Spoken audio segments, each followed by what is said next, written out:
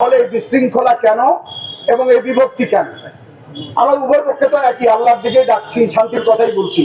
আমি একদম জাস্ট সংক্ষেপে বলবো, তা না হলে এটা বিস্তারিত না বললে আপনারা আসলে অতটা এটা অনুধাবন করতে পারবেন না। তবুও সংক্ষেপে বলি, তিনটা কারণে এই বিভক্তি হচ্ছে।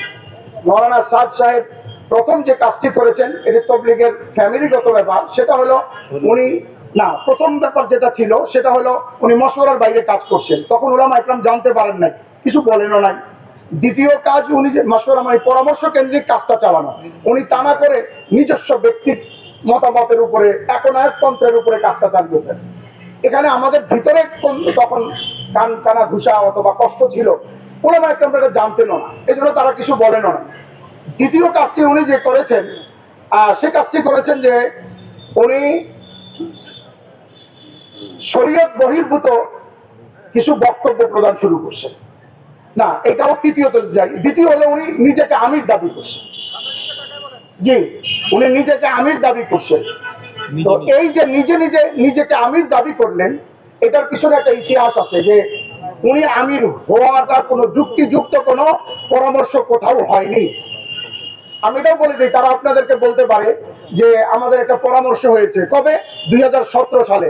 কিন্তু আমরা আপনাদেরকে বলতে চাই, আপনারা আপনাদের মোবাইলে দেখে নেবেন, ইউটিউবে উনি 2015 সালে দাবি করেছেন আমি আমির হুঁ, আমি আমির। না মানলে তো যাও জাহান্নাম। আচ্ছা, আপনারাই বলেন তো, কারো বিয়ে যদি হয় 2017 সালে, বাচ্চা হয় 15 সালে, তাহলে ব্যাপারটা কেমন ঘটবে?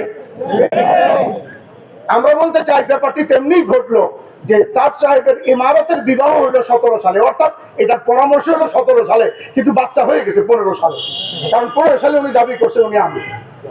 আচ্ছা, তৃতীয়, এই দুইটা ব্যাপার যখন হলো, তখন আমাদের ভিতরে কানাঘুষা চলছে, কিন্তু উলামা ইকরাম কিছু বলেননি। 3 নম্বর বিষয় যখন আসছে, উনি শরীয়ত এবং জমহুর উলামা ইকরামের বিপক্ষে গিয়ে এমন কিছু বক্তব্য প্রদান শুরু করলেন যেখানে উলামা ইকরাম চুপ থাকতে পারেন না।